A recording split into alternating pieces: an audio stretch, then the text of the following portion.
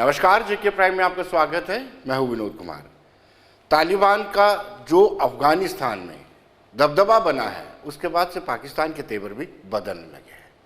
सैयद अली शाह गिलानी, जिनका कल देहांत हो गया था, और उनके देहांत के बाद पाकिस्तान का राजकीय शोक, एक दिवसीय राजकीय शोक रखना अपने आप में इस बात को संकेत देता है कि पाकिस्तान एक मरतबा फिर कश्मीर मुद्दे को लेकर के या अलगाववाद के मुद्दे को लेकर के हस्तक्षेप करने का प्रयास कर रहा है। लेकिन आपको बताते चले, भारतीय जनता पार्टी ने इसका कड़ा विरोध किया है। उन्होंने कहा कि राजकीय शोक करने का मायने सीधा सीधा यह है कि पाकिस्तान अलगाववाद के माध्यम से यहाँ पर खून खराबा कराता रहा है और आगे भी कराता रहेगा। लेकिन आपको बताते चले कि अली शाह गिलानी जो है 2020 में उन्होंने संन्यास ले लिया था और पाकिस्तान के इशारे पर लगातार वो JNK में काम करते रहे हैं, अलगाववाद को पनपते रहे हैं, अलगाववाद को हवा देते रहे हैं। लेकिन उनके मौत के बाद कहीं ना कहीं झटका जरूर पाकिस्तान को लगा है। लेकिन रविंदर रैना, जो भारतीय जनता पार्टी के प्रदेश अध्यक्ष हैं, उन्होंने कहा कि ये खून खराबा करवाते थे पाकिस्तान के लोग, और पाकिस्तान की सरकार हो, ISI हो, सेना हो, अलगाववादियों के माध्यम से ये सारे कारनामे कराते थे।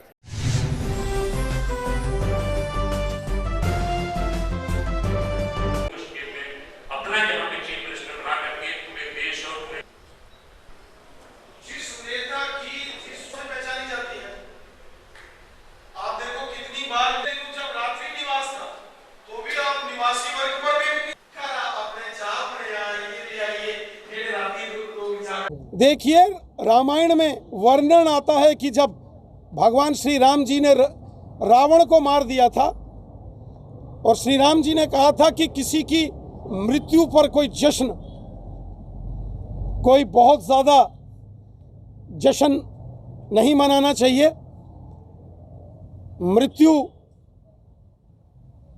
जो है वो अटल है। कबीर दास जी ने भी कहा है कि दुश्मन मरे थे खुशी न करिए। इसलिए भारत जो दुनिया से चला गया है वो दुश्मन किस तरह से, लेकिन जिस तरीके से हुर्रियत के नेता सैयद अली शाह गिलानी, उनके निधन के बाद पाकिस्तान ने राष्ट्रीय शोक घोषित किया है, ये बात आज साबित हो जाती है कि पाकिस्तान हुर्रियत कॉन्फ्रेंस के अलगाववादी नेताओं के ज़रिए जम्मू कश्मीर में खूनी खेल खेल रहा है।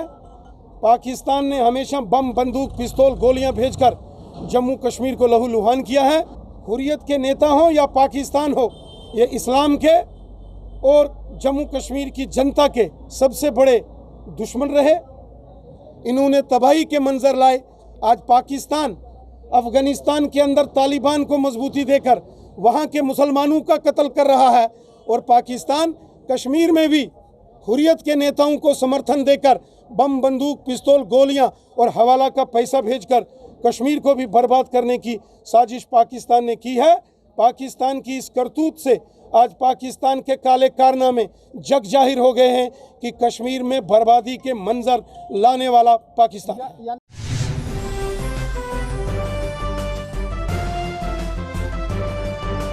दर्शकों, फोन लाइन पर हमारे साथ रक्षा विशेषज्ञ कर्नल SS पठानिया हमारे साथ जुड़ चुके हैं। कर्नल पठानिया, पाकिस्तान गिलानी के देहांत पर एक दिवसीय राजकीय शोक रखता है। क्या आपको ये नहीं लगता है कि तालिबान के पनपने के बाद पाकिस्तान की नीयत में भी बदलाव आया है? देखिए विनोद जी, जहाँ तक पाकिस्तान का सवाल है, कश्मीर हमेशा से उनका ऑब्सेशन रहा है, और जहाँ तक हुर्रियत का है, हुर्रियत ने हमेशा ही पाकिस्तान को सपोर्ट किया है, और ये एक दूसरे को as a complementary to each other they have been working. अभी उनका एक तरीका है कि वो अपना मैसेज देना चाहते हैं कि कश्मीर इशू जो है अभी डेड नहीं है जी, और ये चलता रहेगा 370 और 35 के बाद। और आपने ये देखा होगा है कि जो हुर्रियत इस समय इतनी बुरी स्टेट में आ गई है जी, तो पहले वो अपने बंद कॉल देते थे, लोग उनके कहने पे आते थे, लोगों ने उनको टोटली पूरी तरह से छोड़ दिया है। Not interested in Hurriyat now. And उसी तरीके से आप देखेंगे कि जिस तरीके से गवर्नमेंट ने उनको दफनाया गया है, वो सारा काम रात के टाइम में हो गया था, ताकि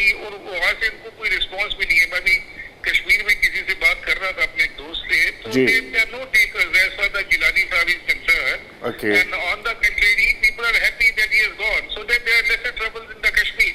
राइट. पाकिस्तान को तो ये देखिए, उनकी वो जो अम्बिलिकल कॉर्ड है वो तो वो चलाते रहेंगे ताउम्र। और इसी के साथ अब अगर आप ये जोड़ के देखें, इस समय जो लश्कर तोयबा और इनके जो जैश ए मोहम्मद के 10,000 टेररिस्ट अफगानिस्तान में तालिबान को विक्ट्री दिलाने के बाद वहाँ बैठे हुए हैं जी. तो हमारी जो सिक्योरिटी एजेंसी है, हमारा जो इंटेलिजेंस एजेंसी है, उनका काम अभी काफी बढ़ गया है, क्योंकि ये तालिबान और पाकिस्तान के टेररिस्ट का जो कॉम्बिनेशन है ये बहुत जल्दी हमारे ऊपर आने वाला है, और उसके लिए हमें पूरी तरह से सतर्क रहना पड़ेगा। जी.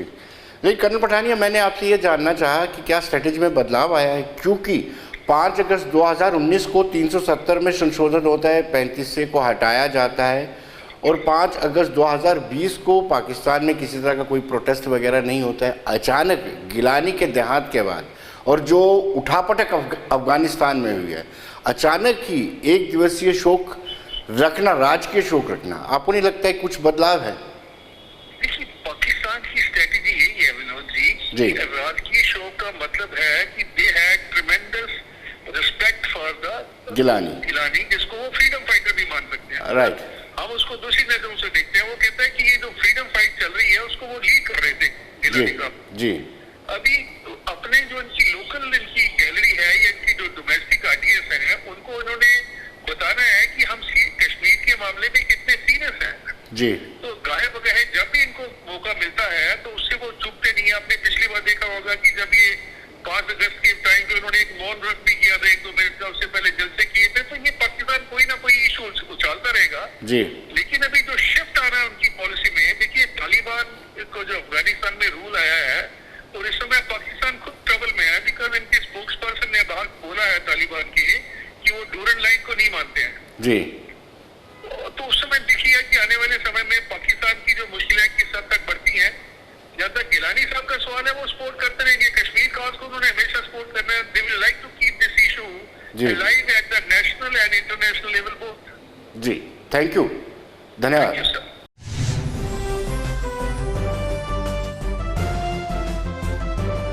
दर्शकों, अलीशा गिलानी के देहांत के बाद हालात ना बिगड़े, सिक्योरिटी के बंदोबस्त पुख्ता किए गए थे। कुपवाड़ा में बहुत सारी रिस्ट्रिक्शंस थी और सिक्योरिटी फोर्सेस के लोग मार्च भी निकाल रहे थे। देखते हैं कुपवाड़ा से रिपोर्ट।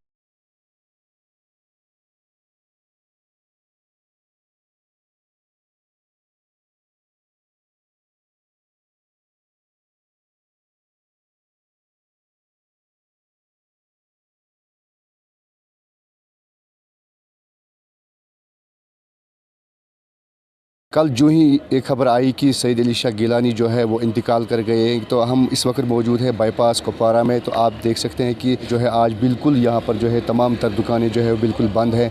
हालांकि सिक्योरिटी की अगर हम बात करेंगे कि जितने भी एंट्री पॉइंट्स हैं कुपवाड़ा के, तो उन पे जो है तमाम तर जो है सिक्योरिटी के आला इंतजाम किए गए हैं। वही अगर हम बात करेंगे कि जिन लोगों को मतलब एमरजेंसी, अगर हम बीमार या बाकी सी लोग हैं उनकी अगर हम बात करेंगे, उनको जो है पूछताछ करके जो है आगे जाने की इजाज़त मिलती है। इस वक्त जो है ज़िला कुपवाड़ा में बिल्कुल सिक्योरिटी के तमाम तर इंतजाम किए गए हैं। अगर हम बात करेंगे कि पुलिस के साथ साथ जो है CRPF भी जो है इस वक्त तैनात है। यहाँ अगर हम बात करेंगे कि इंटरनेट सर्विस जो है वो बिल्कुल मुअत्तल है, टेली कम्युनिकेशन की बात करेंगे वो बिल्कुल मुअत्तल है।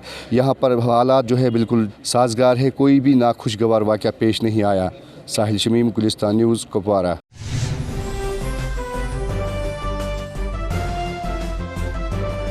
दर्शकों, कोविड-19 अभी समाप्त नहीं हुआ है। पहले और दूसरे वेव का प्रकोप हमने देखा है और सब लोग चाहते हैं कि तीसरी वेव ना आए। हालांकि WHO कहें या स्वास्थ्य मंत्रालय, केंद्रीय स्वास्थ्य मंत्रालय कहें, उनको कहना है कि कहीं अक्टूबर-नवंबर में ये पीक पर जाएगी। लेकिन इससे पहले ही एडमिनिस्ट्रेशन ने सख्ती कर ली है। जब वेव फर्स्ट थी तब हम बार बार कहते थे कि ये महाकुंभ नहीं है, पेंडेमिक है, अचानक आया है, इसमें कुछ भी हो सकता है, व्यवस्था ही नहीं की गई। वेव दूसरे में हमने कुछ सीखा और वेव तीसरे के लिए पहले से ही प्रयास किए जा रहे हैं। आज से ही यानी 2 दिन पहले से ही डिप्टी कमिश्नर्स ने बाकायदा अपने अपने ज़िले का आंकलन किया। अगर हम किश्तवाड़ और कठुआ की बात करें, कठुआ और किश्तवाड़ में आज बड़ी सख्ती की गई, जोरदार तरीके से लोगों पर चेक रखा गया। जिन्होंने मास्क नहीं पहना था उनको पेनल्टी की गई और सख्ती साफ नजर आ रही थी।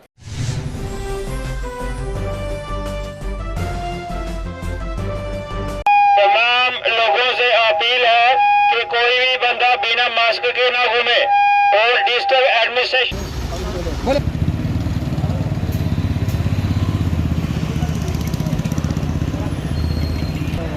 बताओ तो मास्क पहनना जरूरी है।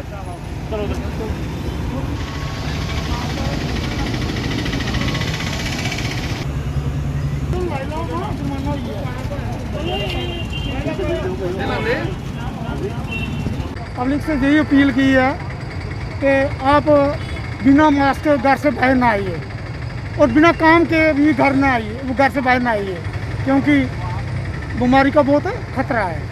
तो दुकानदारों से भी यही अपील की जा रही है कि बिना मास्क किसी को अंदर ना आने दें अपनी दुकान के अंदर, ना ही किसी को कोई सौदा वगैरह सामान जो परचेज करने वाले हैं उनको ना दें।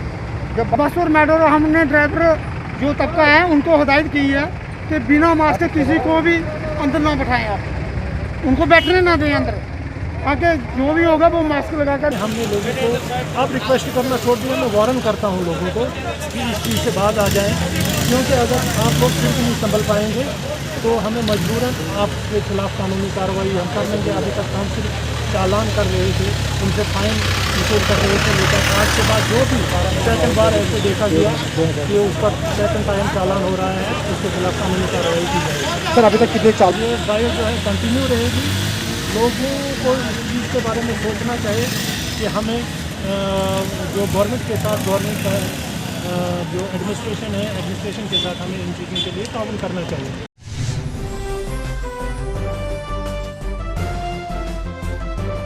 दर्शकों, गवर्नमेंट मेडिकल कॉलेज के प्रिंसिपल डॉक्टर शशि सूदन का भी कहना है कि फर्स्ट और सेकेंड वेव या सेकेंड वेव यूँ कहा जाए कि ऑलमोस्ट समाप्त है, लेकिन मामले अभी भी आ रहे हैं। लेकिन उनका कहना है कि तीसरी वेव को लेकर के जो दिशा निर्देश जारी किए जा रहे हैं उन दिशा निर्देश पर अमल करना बड़ा लाजमी।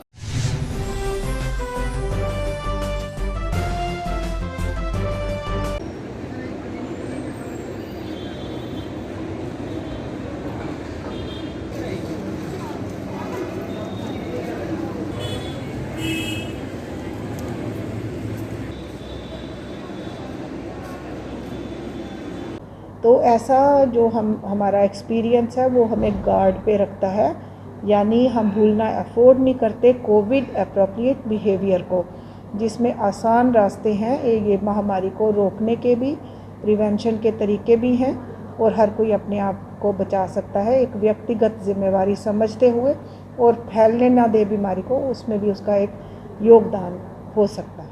ये गाइडेड स्टेप्स लिए जा रहे हैं, बिल्कुल कि नॉर्मल की तरफ जाने की कोशिश हो रही है। हम भी ग्रेजुअली सेकेंड वेव के डिक्लाइन के साथ साथ नॉर्मलाइज होते गए हैं और हमारे यहाँ भी कॉलेजेस और प्रोफेशनल कोर्सेज जो हैं शुरू कर दिए गए हैं।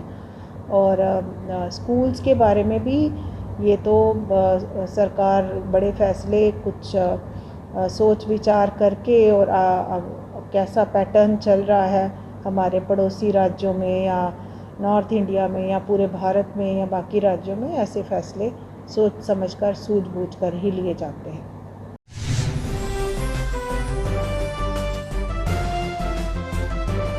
दर्शकों, अब हम बात करेंगे कांग्रेस की। कांग्रेस जम्मू कश्मीर यूटी में आइसोलेट हो चुकी है। यूँ तो 19 पार्टियों की जो मीटिंग हुई थी उसको चेयर सोनिया गांधी ने किया था, जो कांग्रेस अध्यक्षा हैं, लेकिन यहाँ पर कहीं ना कहीं आइसोलेट।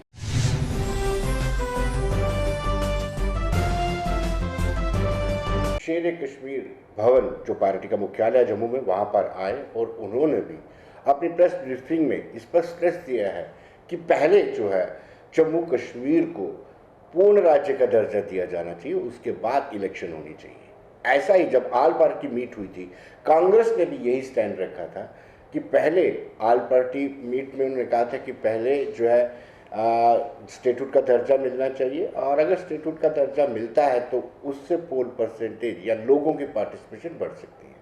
इस वक्त हमारे साथ सीधे जुड़ चुके हैं G M Mir, PCC chief. Mir साहब, आपका स्वागत है।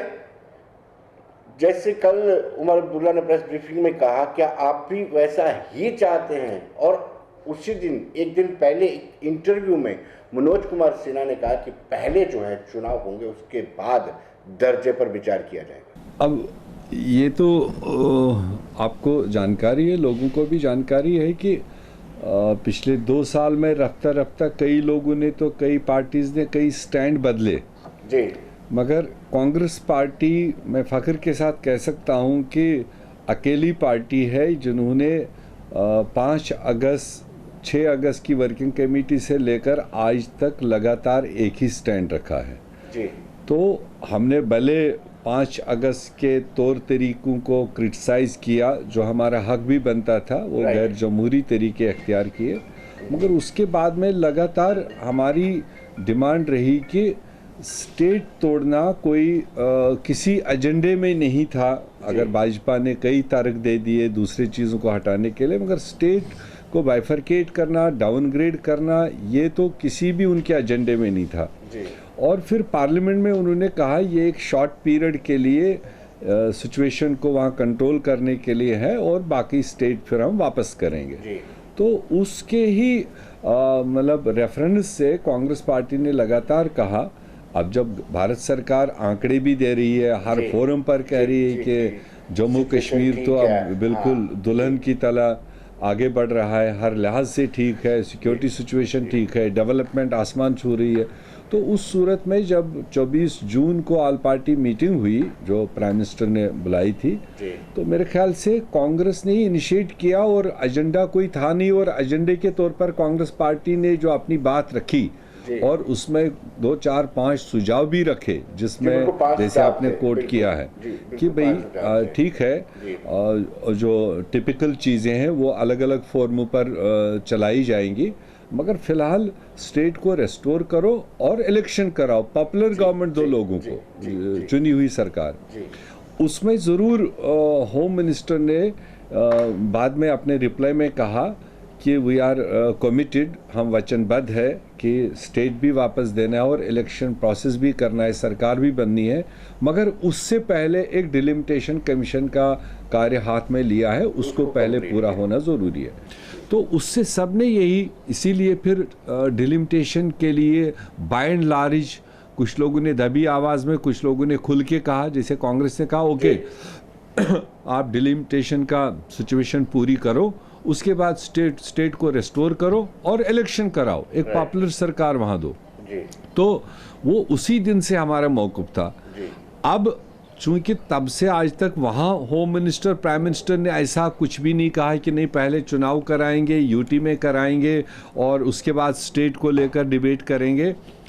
अब कुछ दिन पहले यहाँ के लेफ्टिनेंट गवर्नर के ज़रिए से वो उन्होंने लीक करवाया कि पहले चुनाव होंगे और यूटी में होंगे, उसके बाद मतलब जो स्टेट की बात है वो अंडरस्टूड है कि जैसे उन्होंने लद्दाख में कर दिया, जब पिछले हिल काउंसिल से पहले वहाँ लोगों की डिमांड उठी थी और सारे पॉलिटिकल पार्टीज़ एक हो गई थी, बीजेपी समेत, कि पहले हमें ज़मीन और जॉब्स का गारंटी दो। तब भी उनको होम मिनिस्टर ने यही कहा था यार चुनाव होने दो, जब चुनाव हो जाएगा जो आपके चुने हुए नुमाइंदे आएंगे उनके साथ हम बैठेंगे और जो भी जायज़ डिमांड होगी वो हल करेंगे, ज़रूर रही होगी। मीर साहब, आप 6 अगस्त की बात करते हैं, उस पर बड़ा स्ट्रेस देते हैं कि 6 अगस्त को जो कांग्रेस की मीटिंग उसमें जो डिसीजन लिया गया, आज भी हम उसी पर कायम हैं। लेकिन 4 अगस्त को जो गुपकार रोड पे चाय का प्याला पिया था, उस मीटिंग का जिक्र आप नहीं करते। नहीं, उसका जिक्र हम किए हैं, आपके साथ भी 2-3 बार किए हैं। 4 अगस्त की सिचुएशन, न कोई वहाँ फॉर्मेशन थी, न कोई आगे का पता था कि हो क्या रहा है जी। वो तो एक पैनिक में, जो पब्लिक पैनिक में था, पॉलिटिकल पार्टीज भी पैनिक में आई थी, जिनको कुछ भी नहीं पता था, क्योंकि उस वक्त के गवर्नर ने कहा था कहीं सामान पकड़ा अमरनाथ रूट पर और उसकी वजह से सिक्योरिटी को टाइट करना ज़रूरी है, और एश्योर भी कर दिया था जो र्यूमर्स थे 370 हटा रहे हैं या बाइफरकेट ट्राइफरकेट कर, उसने कहा ऐसा कुछ नहीं होने वाला है। तो जब गवर्नर कह रहा है कुछ नहीं होने वाला है सिक्योरिटी रीजंस की वजह से, तो पॉलिटिकल पार्टीज जो नॉन गवर्नमेंटल जो अपोजिशन पार्टीज उस वक्त की थी वो तकरीबन सारे एक जगह पर जमा हुए और वो स्वाभाविक भी था। उनके लोग परेशान थे। अगर वो इकट्ठे नहीं बैठते, सिचुएशन को असेस नहीं करते, अपनी बात नहीं रखते, तो भी वो कल कटहरे में खड़े हो जाते। लोग कह देते आप कहाँ सोए हुए थे।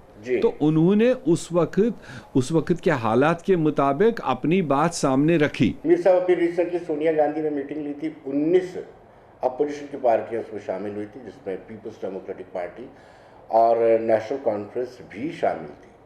यस। आजकल आपकी भाषा या पीडीपी की भाषा, नेशनल कॉन्फ्रेंस की भाषा में बड़ा अंतर है। कल आपके सुबोधकांत साय आए हुए थे, उन्होंने कहा था कि मॉनेटाइजेशन खतरनाक है, लेकिन उमर अब्दुल्ला ने अपने स्टेटमेंट में कहा कि ऐसा कुछ नहीं है। अगर जो अदारे घाटे पर चल रहे हैं उससे मुनाफा आ सकता है तो मॉनेटाइजेशन में कोई, हालांकि एक शब्द जरूर इस्तेमाल किया कि अपने लोगों को भाजपा ना दें और उसमें ट्रांसपेरेंसी होनी चाहिए। अगर ऐसे पीडीपी की बात करें, पीडीपी बार बार कहती है कि 370 से जो किनारा कांग्रेस ने किया है, ये 370 कांग्रेस ने ही दिया था हमें, तो कहीं ना कहीं डिफरेंसेस आपके कांग्रेस नहीं जी विनोद जी, इसको हम डिफरेंसेस नहीं मानते हैं। आप भी ये जानते हैं, कुल मिलाकर न कांग्रेस नेशनल कॉन्फ्रेंस बन सकती है, न नेशनल कॉन्फ्रेंस पीडीपी बन सकती है, न पीडीपी कांग्रेस बन सकती है। ये तो अलग अलग पार्टियां हैं, अलग अलग आइडियोलॉजी है, अलग अलग उनके अपने उनके जो मसले हैं, उसके मुताबिक हर पार्टी अपने पार्टी के मुताबिक बात करेगा। उसमें कोई ज़रूरी नहीं है कि हर चीज़ में या इकोनॉमिकल इश्यूज़ में भी हम कहीं इकट्ठे हो जाए, एक ही लैंग्वेज बोले। अपनी अपनी समझ है। अब कांग्रेस जिसने देश बनाया है, कांग्रेस का बड़ा सवाल है इस मॉनेटाइजेशन को लेकर कि कल तक मोदी साहब कह रहे थे कि 70 साल कुछ नहीं हुआ, 70 साल देश में कुछ नहीं हुआ, मगर आज वो जो बेचने जा रहा है 66 लाख करोड़ के एसेट्स, 66 लाख करोड़ के एसेट्स 6 लाख करोड़ के हाउस में वो फिलहाल रेंट आउट कर रहे हैं। नरेंद्र मोदी जी का नया जुमला है मोनेटाइजेशन, मोदी का मौद्रीकरण। 60 लाख करोड़ की संपत्ति देश की जो 70 वर्षों में अर्जित की गई है, उसे 6 लाख में ये अपने मित्रों में कांग्रेस पार्टी और पूरा विपक्ष देशव्यापी इसमें इसलिए लड़ाई लड़ रही है कि देश के विगत सरकारों के द्वारा जो नीति तैयार की गई थी प्राइवेटाइजेशन का, उस प्राइवेटाइजेशन में जनता से जुड़े हुए कोई पब्लिक ट्रांसपोर्ट, रेल और पब्लिक सेक्टर को बेचने का हमने फैसला नहीं लिया। मोदी जी उसको ताक पे रख के और दुनिया के बाजार में सेल लगा दिया है हिंदुस्तान के संपत्ति। इसके खिलाफ आज हम तमाम जम्मू कश्मीर के नेता आज यहाँ आपके बीच। जी जी जी, हमारा वो बड़ा मकसद था। मेरा सवाल ये था कि डिफरेंसेस क्यों है? ओपिनियन नहीं, डिफरेंसेस नहीं है। देखो, डिफरेंसेस तो तब है जब किसी पॉलिटिकल मौक़िफ़ पर हम बैठे। जी, अब बाकी चीज़ें हैं, रोज़मर्रा कौन क्या खा रहा है, कौन क्या पी रहा है, उसमें ज़रूरी नहीं कि एक ही खाना सब लोग खाएं। जी, तो वो तो अपने अपने हिसाब से खाएंगे, अपनी चॉइस के हिसाब से खाएंगे। पीडीपी अपनी पार्टी के मौक़िफ़ के हिसाब से कई चीज़ें बात करेगी, नेशनल कॉन्फ्रेंस अपने मौक़िफ़ के हिसाब से बात करेगी, कांग्रेस सबसे पुरानी पार्टी इस देश में है तो वो अपने हिसाब से करेगी, अपनी परंपरागत तरीके से करेगी, देश को मद्देनजर रखते हुए करेगी। रीजनल पार्टीज तो रीजन को मद्देनजर रखते बात करेंगे। जी। तो हमें तो जम्मू कश्मीर भी देखना है और पूरा भारत भी देखना है। जी जी जी, लेकिन तो इसलिए कहीं आपको नहीं लगता है कि कश्मीर में आप आइसोलेट हो चुके हैं? कश्मीर में पार्टी को नुकसान हो सकता है जिस तरीके नहीं, ऐसा कुछ नहीं है। ये देखो, ये मीडिया वालों की बातें हैं, वो क्रिएट करना, ऐसा कुछ नहीं है। जब हमारा मैनिफेस्टो अच्छा होगा, लोग सबको आजकल जानते हैं, सुनते हैं और समझते हैं। जी। मैं उस डिटेल में नहीं जाना चाहता हूँ। ना हम किसी की ज़मीन खाने जा रहे हैं, तो ना हम अपनी ज़मीन किसी को खाने देंगे। जी, लेकिन मीर साहब, कल जब बात की थी हमने उमर अब्दुल्ला से, तो उनका कहना था कि 2019 से नेशनल कॉन्फ्रेंस चुनाव के लिए तैयार है। क्या आप भी चुनाव के लिए तैयार हैं? कि अगर डिलिमिटेशन कमीशन की रिकमेंडेशन टाइमली आ जाती है तो चुनाव इस बात का भी विनोद जी हम अक्सर जवाब दे चुके हैं। जब मैं अभी भी कह दिया कि सबसे पुरानी पार्टी है, जिस पार्टी ने आज़ादी दिलाई, जिस पार्टी ने कॉन्स्टिट्यूशन दिया, जिस पार्टी ने यहाँ जमहूरियत का तकाजा सिखाया, जमहूरियत का तर्ज अमल सिखाया, और उस पार्टी से आप ये एक्सपेक्ट ही मत कीजिए कि वो कभी वेव्स के साथ इधर उधर जाएगा। जी ठीक है, तो हम जमहूरियत को मानने वाले हैं, बनाने वाले हैं, पसंद करने वाले हैं, और जमहूरी इदारों को रिस्पेक्ट करने वाले हैं, और उसमें चुनाव भी एक जमहूरी एक्सरसाइज है। उसको हम, जब वो आएगा सामने माहौल, उस वक्त हमारी लोकल क़यादत बैठेगी, और जो भी उस वक्त के हालात होंगे, मौसम होंगे, बशर्ते कि सरकार चुनावों के लिए सारे पार्टियों को यकसान फैसिलिटेट करे। जी और रीजंस भी हो सकते हैं, जिस तरह से अभी आप सुन रहे हैं आवाज़ें दाएं बाएं, आज भी ये हो रहा है कि सिर्फ रूलिंग पार्टी के साथ चलने वाले लोगों को या उनके ऑफ शूट्स को पूरी फैसिलिटेट किया जा रहा है। जो अपोजिशन पार्टीज है, जिसमें मैं कांग्रेस पार्टी की बात करूं, इस वक्त भी आप पता करिए, अभी अनंतनाग फ़ोन कीजिए, आप देखेंगे जो कांग्रेस के चुने हुए 5 sarpanch, BDC chairman, DDC candidate, वो सारे मतलब भेड़ बकरियों की तरह डिग्री कॉलेजों में बंद कर रखे हैं। Monetization is giving an asset on a lease, but not transferring the ownership of that asset. I see no reason why I should be opposed to a scheme that is looking to monetize an asset that is otherwise not being able to give me a suitable return. If these same assets were being privatized, I would then have questions to ask the government. But as far as monetizing an asset is concerned, if the ownership of that asset is not being transferred and the government is able to earn from an asset that is otherwise dead, I support any scheme that will allow the government to raise revenue without putting the burden on the everyday people. My opposition is to the heavily taxed fuel. The way you are taxing petrol, the way you are taxing diesel, the way every day gas cylinder prices are going up. I am opposed to that. I would not oppose a scheme that allows you to monetize an asset without transferring ownership of that asset. Yes, I hope that the process that is followed is a transparent one, that it is not only friends of the BJP that benefit from this scheme. There should be an open, transparent bidding process. Let those the people who succeed in that bid come forward. Let those assets be monetized and let the benefit of that come to the people of India. Mir साहब, आखिरी सवाल आपसे जानना चाहूँगा कि 2019 के बाद बड़ी परिस्थितियाँ बदली, कुछ नई पार्टियाँ आ गई, जिसमें आपके बड़े नेता आपकी पार्टी को छोड़ करके उनका दामन उन्होंने थाम लिया। क्या ये रिकवरी हो सकती है, जो लोग छोड़ करके गए हैं? नहीं, देखो विनोद जी, ये भी 1-2 बार आपने मेरे से पूछा जी। एक होता है वजूदी कांग्रेस आइडियोलॉजी से पनपा हुआ शख्स, उसको कांग्रेस लीडर कहते हैं जी, या किसी पार्टी के साथ अगर वो आइडियोलॉजिकली उसके साथ जुड़ा हुआ जी। अगर सीजनल मतलब वक्ती बेनिफिट उठाने वाले कई आयाराम गयाराम आते भी हैं और जाते भी हैं, और उनको पार्टियों से लगाव नहीं होता है, उनको मौके के हिसाब से अपने फायदों पर नज़र होती है। अगर आप देखेंगे कांग्रेस से जाने वाले इन 2 सालों में, मुझे नहीं लगता उसमें कोई बुनियादी कांग्रेसी था जी। जो बुनियादी कांग्रेसी थे वो सारे इस वक्त भी कांग्रेस के लिए दिन रात काम कर रहे हैं, जो बाय कन्विक्शन कांग्रेसी थे। मेरे साहब, एक सवाल और बनता है कि राहुल गांधी के आने के बाद आपको लगता है कि जो गुटबंदी कांग्रेस के बीच में थी वो कम हुई है? जो डाइस पे हमने सबको देखा बैठे हुए, तो पहले भी नहीं थी। मैंने ये भी कई बार कहा, कांग्रेस एक समंदर है। मेरे साहब, पहले थी, आपको मान के चलना पड़ेगा। नहीं, मैं उसी पर आ रहा हूँ, कांग्रेस एक समंदर है, इसमें डिफरेंस ऑफ ओपिनियन हो सकती है, और जितना खुला मंच कांग्रेस में है किसी को अपनी बात कहने का, खुल के कहने का, उतना और किसी पार्टी नहीं है। और वो डिफरेंस ऑफ ओपिनियन अक्सर बेशतर सेहतमंदाना भी होता है।